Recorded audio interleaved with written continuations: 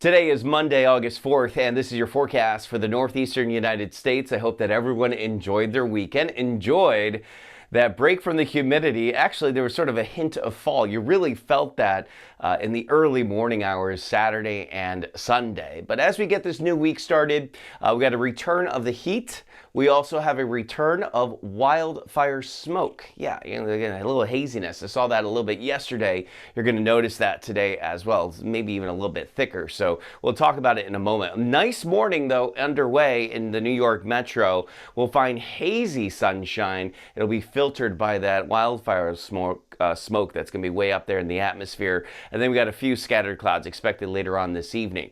Because of the wildfire smoke, there is a reduction in our air quality. So there is an air quality alert that's in effect today. That means that the air will be unhealthy for those that fall into sensitive groups. That would be, for example, people with asthma or people with emphysema. So if you're falling into the sensitive group, immunocompromised, for example, you may want to limit your time outside on a day like this when there's going to be poor air quality. And that's the case for much of the Northeast today. So despite all the sunshine, it's going to be filtered by that wildfire smoke way up there in the atmosphere. Still, it's going to be hot, upper 80s from New York up to Albany, mid 80s, and Syracuse, upper 80s for you in Philly. Tonight, still pretty comfortable. Thankfully, the humidity's staying low for now, so it's warm, but it's not humid yet. So that allows, with the drier air in place, a pretty good cool down at night. It's a humid air mass. This will not cool as effectively as a dry air mass.